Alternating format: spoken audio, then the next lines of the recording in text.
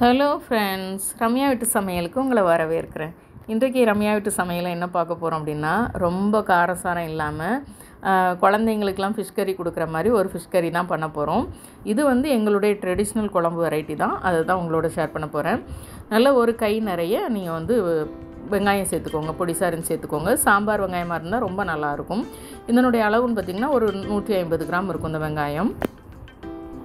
2 கொத்து கருவேப்பிலை, நல்ல பழுத்த தக்காளி பழம் ஒரு 150 கிராம் சேர்த்துக்கோங்க.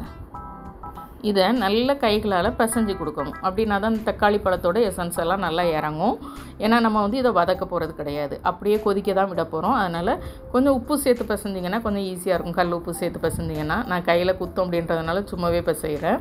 நல்ல தக்காளி பழத்தை வெங்காயத்தோடு சேர்த்து பிசைஞ்சிக்கோங்க. இந்த அளவுக்கு நல்லா பிசைஞ்சு எடுத்ததுக்கப்புறம் ஒரு 3 பச்சை மிளகா, 10 பல் பூண்டு, மல்லித்தூள் 3 டீஸ்பூன், மிளகாய்த்தூள் 4 டீஸ்பூன். இதில் நீங்கள் குழம்புக்கு இந்த பருப்பெல்லாம் போட்டு அரைச்சி வைப்பீங்களே, அந்த தூள் சேர்க்கக்கூடாது. மல்லித்தூள், மிளகாய்த்தூள், மஞ்சள் தூள் மட்டும்தான் சேர்க்கணும். மிளகாய்த்தூள் 4 டீஸ்பூன், மஞ்சள் தூள் 1/2 டீஸ்பூன். ஒரு எலுமிச்சம்பழம் சைஸுக்கு நான் புளி ஊற வச்சுருக்கேன். அந்த புளியை பூரா கரைச்சி அந்த தண்ணியை சேர்த்துடலாம். ஒரு பாதி தேங்காய் அரைச்சி வச்சுருக்கிறேன். ஏன்னா நம்ம மீனோட அளவுன்னு பார்த்திங்கன்னா ஒரு 1/2 கிலோ மீன் இருக்கும். ஏன்னா தலை தான், வஞ்சர மீனோட தலை தான் போட்டு செய்ய போகிறேன். 1/2 கிலோ இருக்கும். அதுக்கு ஒரு பாதி தேங்காய் அரைச்சி வச்சுருக்கேன், அதையும் சேர்த்துடலாம். மிக்ஸி ஜாரை அலம்பி தண்ணி சேர்த்துட்டு உங்கள் கன்சிஸ்டன்சிக்கு தேவை, உங்களுடைய அந்த திக்னஸ் இருக்கும்ல, எந்த அளவுக்கு உங்களுக்கு குழம்பு திக்காக வேணுமோ அந்தளவுக்கு நீங்கள் தண்ணி சேர்த்துக்கோங்க. அதை விட கூட ஒரு 100 ml மட்டும் தண்ணி சேர்த்துக்கோங்க. ரொம்ப தண்ணியாகவும் கூட்டக்கூடாது, ரொம்ப கட்டியாகவும் கூட்டக்கூடாது. இதை கூட்டி வைக்கிற குழம்புன்னு சொல்லுவாங்க, அதனால தான் கூட்டக்கூடாது அப்படின்னு சொல்கிறேன். இந்த மாதிரி கையால் கலந்து விட்டுட்டு, இப்போ நான் கையால் கலந்து விட்டுட்டு டேஸ்ட் பண்ணேன். கொஞ்சம் உப்பு, உரைப்பு, புளிப்பு எல்லாமே கொஞ்சம் கொஞ்சம் தேவைப்படுது. தேவைக்கு தக்கன நான் அட்ஜஸ்ட் பண்ணிக்கிட்டேன். கொஞ்சம் புளி சேர்த்தேன், புளி தண்ணி சேர்த்தேன். அதுக்கப்புறம் 1 டீஸ்பூன் மிளகாய் தூள் சேர்த்துருக்கிறேன். திரும்ப கொஞ்சம் உப்பு தேவைன்னா உப்பையும் நான் சேர்த்துப்பேன். நீங்களும் இந்த மாதிரி தான் குழம்பு கூட்டணும். முதல்ல அள்ளி எல்லாத்தையும் போட்டுறக்கூடாது. இப்போ நம்ம இதெல்லாம் கலந்து விட்டுட்டு அடுப்பில் வச்சு கொதிக்க விட வேண்டியதான். ஒரு 3 நிமிஷம் நல்லா கலக்கலன்னு கொதிக்கட்டும். ஒரு 2-3 நிமிஷம் கொதித்ததுக்கப்புறம் நம்ம மீனை சேர்த்துக்கலாம். மீனை நல்லா வாஷ் பண்ணிவிட்டு சேர்த்துட வேண்டியதான். இந்த மாதிரி சேர்க்கும்போது இதில் எண்ணெயே சேர்க்கலை. கண்டிப்பாக ஒரு தடவை ட்ரை பண்ணி பாருங்கள். நம்ம இப்போது கறி குழம்பு, மட்டன் குழம்புலாம் தேங்காய் விட்டு குருமாலாம் பண்ணுறோம்ல, அதே மாதிரி தான் இது.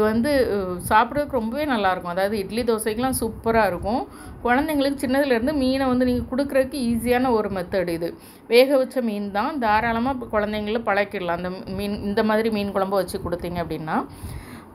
இப்போ குழம்பு ஏறக்குறைய ஒரு 20 நிமிஷம் 15 நிமிஷம் நீங்கள் அடுப்பில் வச்சு மீடியம் ஃப்ளேமில் திறந்து வச்சே கொதிக்க விடுங்க.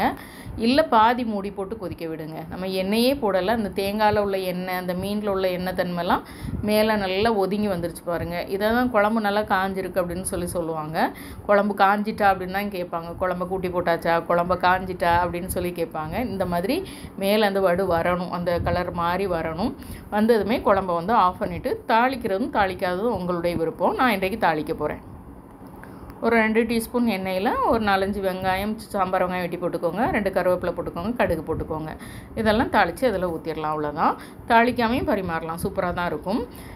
எண்ணெயே அதிகம் சேர்க்காமல் அல்லது எண்ணெயே சேர்க்காமல் கூட இந்த குழம்பை நம்ம பண்ண முடியும். ஹெல்த்தியான ஒரு வெர்ஷன் வச்சுக்கலாம், ஈஸியான ஒரு வெர்ஷனும் வச்சுக்கலாம். எல்லாருக்குமே பிடிக்கும். கண்டிப்பாக ட்ரை பண்ணுங்கள். பிடிச்சிருந்தா லைக் பண்ணுங்கள், ஷேர் பண்ணுங்கள், சப்ஸ்கிரைப் பண்ணுங்கள். வீட்டில் சமைச்சு சாப்பிடுங்க, வீணாக்காமல் சாப்பிடுங்க. மீண்டும் புது வீடியோவில் சந்திக்கலாம். பாய்.